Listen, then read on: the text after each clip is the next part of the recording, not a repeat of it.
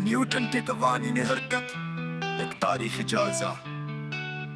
علم طبیعت کی تاریخ میں چند ہی شخصیات ایسی ہیں جنہوں نے سائنس کی بنیادوں کو اس قدر مضبوط کیا جتنا کہ سر آئزیک نیوٹن نے کیا۔ نیوٹن کا نام سنتے ہی ہمارے ذہن میں ایک سیب کا درخت، شگل اور تین مشہور قوانین حرکت آتے ہیں، لیکن ان قوانین کے پیچھے ایک لمبی جدوجہد، مشاہدات، تجربات اور فلسفہ چھپا ہوا ہے۔ آئے ہم نیوٹن کے ان قوانین حرکت کی تاریخی پس منظر کو سمجھنے کی کوشش کرتے ہیں۔ ابتدائی پس منظر 17ویں صدی کا یورپ سائنس کے ایک نئے دور میں داخل ہو رہا تھا۔ گیلیلیو گلیلی نے حرکات اجسام پر اپنے تجربات سے بنیاد فراہم کی۔ کیپلر نے سیاروں کی حرکات کے قوانین دیے، بنی خطوط پر سوچ سے 4 انگلین دقیقوں میں آئزیک نیوٹن پیدا ہوئے۔ بچپن میں ہی نیوٹن غیر معمولی ذہانت کے حامل تھے، لیکن ان کی تعلیم میں رکاوٹیں آئیں۔ کام قدرت نے ان کے لیے ایک ایسا وقت ملا تھا جس نے انہیں یکسوئی سے تحقیق کے لیے موقع دیا۔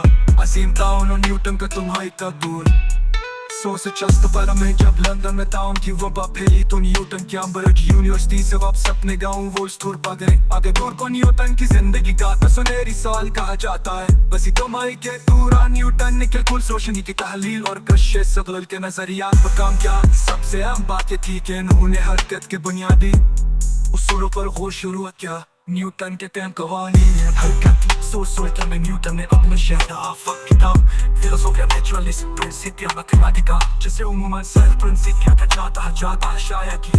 اس کتاب میں نیوٹن نے 3 قوانین حرکت پیش کیے جو فلسفے کی طبیعت کی بنیاد مانی جاتے ہیں۔ پہلا قانون حرکت، جسے جاوت کا قانون کہا جاتا ہے، کوئی بھی جسم اپنے حالت سکون یا مستقل حرکت میں رہتا ہے جب تک اس پر کوئی بیرونی قوت عمل نہ کرے۔ یہ قانون گیلیلیو کے تجربات پر مبنی تھا، لیکن نیوٹن نے اسے جامع شکل میں پیش کیا۔ اس قانون نے دنیا کو یہ سمجھایا کہ حرکت ذات خدا کی ہوئی حالت جیسی ہے، جب تک کوئی بات اسے تبدیل نہ کرے۔ دوسرا قانون حرکت، کسی جسم پر لگنے والی قوت اس کے کیمیاتی کے افعال میں تبدیلی کی پیداوار کے برابر ہوتی ہے۔ یعنی یہ قانون سب سے زیادہ استعمال ہونے والا اصول ہے، چاہے ہم کسی گاڑی کے انجن کی طاقت جانچیں یا میز پر بڑی چیز بتاتی ہے۔ یہ قانون ہمیں صحیح انداز میں قوت کی نیت اور قاطعی کی درمیان تعلق بیان کرتا ہے۔ تیسرا قانون حرکت، ہوائی کا مساوی اور مخالف رد عمل ہوتا ہے، یعنی اگر آپ زمین پر زور دیتے ہیں تو زمین بھی آپ پر برابر زور واپس ڈالتی ہے۔ یہی وجہ ہے کہ ہم چل سکتے ہیں یا حرکت خلا میں پرواز کر سکتا ہے۔ یہ قانون ہمیں بتاتا ہے کہ قوتیں ہمیشہ جوڑوں میں کام کرتی ہیں۔